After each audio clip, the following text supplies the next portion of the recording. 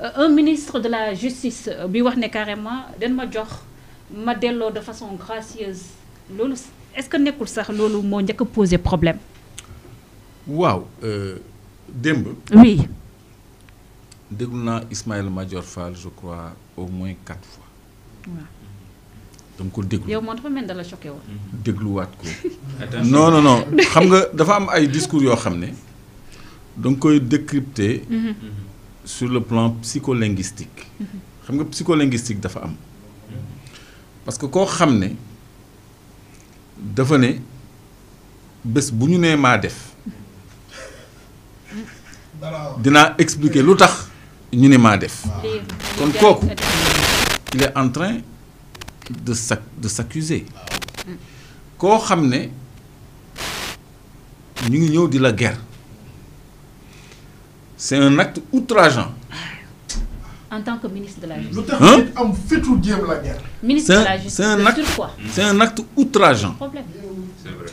léegi nga ni kooku daf la offrir gracieusement ñaawlu ko sax offre gracieuse la ko qualifié offre gracieuse. offre gracieuse il m'a offert gracieusement 50 millions koo xam ni on t'accuse de corruption. ma delloo ko ci njëkk ñu def ko ci wolof. non jox ci baax ma delloo ko diplomatiquement.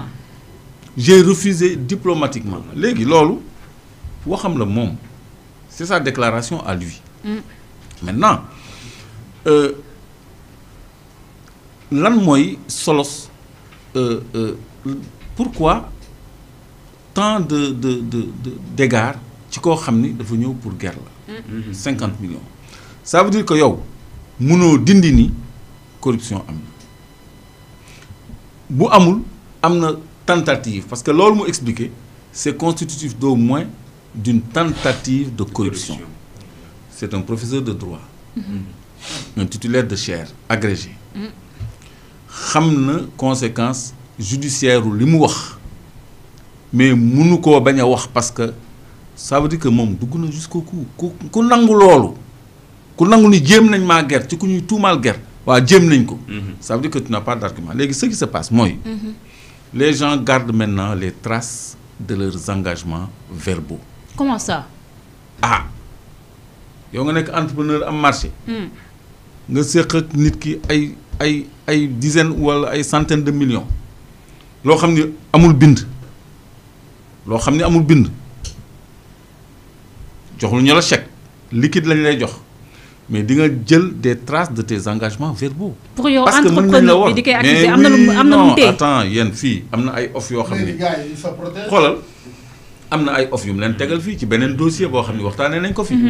xam nga mais yooyu mu ngi fi moom day xam l'état du dossier parce que nee na am na ñu koy renseigner. xam na dossier bi fu mu nekk moom bettu ko nee na parce qu'il sait alors si tel est le cas léegi boo nee amul tu es confondu mais boo nee delloo naa ko c'est ta parole contre la parole de l'autre. yow nangu nga ni au moins proposé nañ loolu la waroon a bañ ba pare man su ma doon moom lépp laay aju kenn musuma dikk ay millions mais loolu ça veut dire que mënu ko sax il est obligé tudd un montant exact 50 millions ñu ko teg ci table maintenant on dit c'était 200 qu'il voulait on lui a donné 50 etc. et son témoin c'est qui? Aïssata Tall bi nga xam ni nekkul woon ci bureau ba bu ñu koy indil cette offre gracieuse nekku fa woon léegi kooku la jël témoin parce que nee na kooku wax na ak waa ji nee na ko récupérer na xaalis bi mais gis naa commentateur yu naan Aïssata mooy Ismaïla Aïssata waaw Ismaïla Aïssata parce que ñoom il se couvre parce que dans le marché là keroog bi ñuy def il est midi bi ñu ciy wax on parlait de corruption ma ni leen bàyyi leen xel affaire bracelet électronique yi yaa ngi koy fàttaliku te dinañ ci tudd benn borom musóor yaa ngi koy fàttaliku waaye nañu fexe rek ba mu bañ a àgg ci doom ja parce que dossier bi li ci compliqué man de su ma doon nguur gi li ma leen di conseillé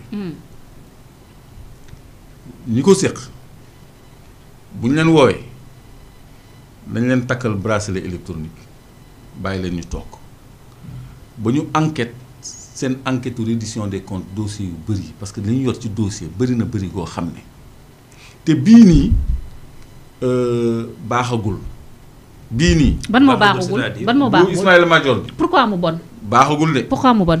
parce que dafay am ay ramifications jusque dans la famille judiciaire. ah oui. te loolu dafay gêner reddition des comptes bi nga xam ni la machine est lancée pleinement. comment ça. attends bu ñu ko laalee léegi. ça peut gripper la machine judiciaire. lu leer laa lay wax nañu procéder aux inculpations Ismaïla bracelet yi ñu sédd ko ci benn xam nga mu toog ba ñuy jublu ci mbiram ñu teg ko foofu ba lijjanti li ñuy lijjanti yëpp ba pare man daal li mu leen di conseiller ñu bañ a gaawtu dossier bi. mais man Clédor foofu man gis-gis ma ci am mooy. ñu dugg nañ ci dem ba mu jeex. léegi nag dem ba jeex mooy l'inculpation. waaw képp ku ci laale moo xam foo munte nekk ci justice beeg yooyu tamit nga assumer pleinement sa responsabilité. mais nag attention xam nga solidarité de corps dafa am. solidarité de corps gars yi ñoo. xam nga il faut pas qu'on grippe la machine. dëgg la moom. day mel ni rek jàpp mi tey bu ñu ma bëggoon sacrifier lu ma compte dina ma jàppal poñ. gis nga man fi mu nekk nii man waxuma sax ak ñi ñuy seetaan. man ñeneen laay waxal. tey mim réew. waaw waxuma sax ak ñi ñuy seetaan. ñeneen ngay wax ñeneen laay waxal. léegi lii ñoragul mën nañu procéder à la mise sous inculpation ba noppi teg ko ba lijjanti li ñuy lijjanti yëpp ba pare ñu doog a jublu ci. donc Ismaïla menace démb bi am na lu waxal Clédor. non question menace même bu menacé wul. oui c'est menace moom. même bu flairé wul le ministre moom. dans l'instruction de ce dossier. moom dafa mel ni ñeneen loolu waxal. dans l'instruction de ce dossier. xam nga fu mu nekk ni ñuy wax ay 6 milliards. mais di nga fi dégg 15 milliards maa la ko wax bindal 15 milliards. 15 milliards di nga ko dégg. ci biir dossier ci dossier bi di nga dégg 15 milliards. moom ñaari dossier di nga dégg ay ñoo xam ni seen ay mbokk ñu ngi ci. seeni doom ñu ngi ci. xam nga mais aussi noonu lay amee ay responsabilités ci famille judiciaire. te loolu. ça peut gripper la machine. La machine est bien lancée comme ça. Un dossier bu diis la rek. Donc, léegi Ismaïla Madior pour revenir à lui ki ma gis démb nit ku tiit la. nit ku jaaxle la. te maa ngi lay wax ñetti dossier la am te xam nga ñetti dossier yëpp xam naa da nga fàtte benn bi rek mooy hôpital Ourossogui bi ah boobu da nga ko fàtte woon. non mi ngi ci. non yow ñaar nga ma limal ñaar laa lim effectivement. waaw ñaar li ma boobu yow corruption bi nga wax ak bracelet yi. ak hôpital bi. ci li feeñu donc loolu boo xoolee amu ci benn boo xam ne. mais hôpital bi nee na ministère de la santé da leen doon fay da leen di fay anomalie la mais ministère de la santé. waaw xam nga ce qui est grave. mooy nga woyofal. nee na loolu moom c'est une anomalie je le reconnais. c'est une anomalie mais anomalie ne veut pas dire délit. xam nga woyofal loolu nga xam ni c'est frappé du sceau du secret défense. lu ñu ciy def sceau de secret défense centre de surveillance électronique bi est-ce que pare na ba léegi defaraguñ ko. donc loolu c'est des scandales yoo xam ni mënul am justification yow ministre nga defar hôpital et puis pour parler plus sérieusement ministère c'est un service de l'administration c'est un service dans un état organisé da ngay am DAGE am directeur administratif et financier am inspection interne am un responsable des passations de marché donc bu fekkee ni yow da ngay tabax un centre d'information un centre de surveillance électronique wala ngay nga quelques travaux que ce soit yow mais am na ay procédures de passation de marché le professeur en droit il n'évoque nulle part les procédures administratives il dit dañ ma ko présenter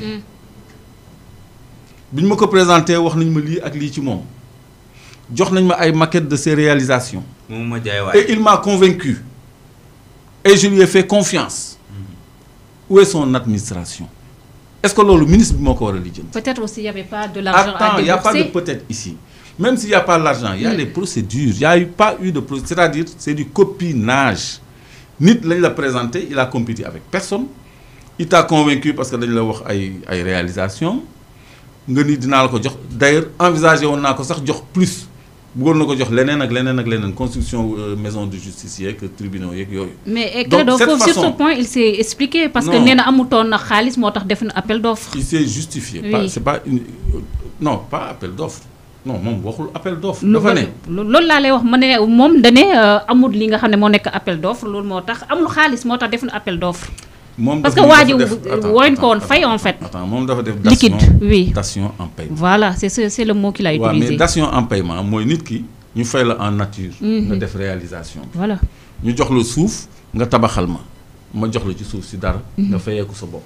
loolu mooy dation en paiement même loolu boo koy def doo jëm ni coppet ku la neex nga jox ko. te moom mu ngi jéem a accuser le directeur des constructions parce que nee na c'est après qu'il s'est rendu compte que nijaayam la. mooy l'entrepreneur. Oui. donc mu ngi jéem a dugal ñëpp et c'est quelqu'un qui va parler hein. Kii day wax. ah oui il va parler plus que Farba parce que Farba est en train de parler aussi. Farba mi ngi wax. ah yi yëngu ci cas entourage am yooyu yëpp lan la gars yi ils sont kaso moo neexul boo tàmmee opulence ak bourgeoisie kaso neexul da ngay gis tu vois venir donc léegi nag façon joxe marché yooyu déjà moo njëkk a déplorable parce que ci copinage la lalu parce que gis ngeen ko muy expliquer ni waa ji il lui a fait confiance après jox ko bi muy mettre fin au contrat daf ko woo aussi ci waxtaan ni écoute affaire bi daal xam naa ne du mën a dem nañ ko arrêter à l'amiable comme ça on garde nos bons rapports c'est pas comme ça que ça se passe dans l'administration il y a rien de professionnel d'orthodoxe loolu man laa gën a jàngat ci mais ma ni kon ñii c'est comme ça qu'ils ont géré nos avoirs c'est comme ça qu'ils ont géré nos marchés nos biens publics ñëw te tout se passe dans un bureau quoi même les 50 millions qu'on t'amène les gens que tu choisis les contrats auxquels tu mets terme amul benn notification wala benn commission bu ci statuer c'est pas possible man j'ai été dans une direction boo xam ne dafa soxla réaliser benn infrastructure mais ki ngay choisir day dem réunir ak commission technique bi pour faire son offre technique techniciens yi xool ndax lii méngoo na ak li ñu bëgg ndax dëgër na après ñu dem commission financière ñu def évaluation du projet sur le plan financier ndax c'est bien mais c'est comme ça que les choses marchent te loolu direction la du ministère. D'accord. J'ai vu cette rigueur là mais Ismaël Madior tu veux la parole. Non dama la poser. Il a enjambé toutes les procédures. On a pu def lu ko neex mais c'est un homme qui n'est pas serein boo xam ne il a avoué au moins qu'on a tenté de le corrompre dénoncé wul ki ko corrompre. metti lu ko il a trouvé ça même gracieux. Comme si tout était grâce. Offre gracieuse. Il m'a gracieusement offert. Sa sortie était catastrophique. C'était plus que catastrophique.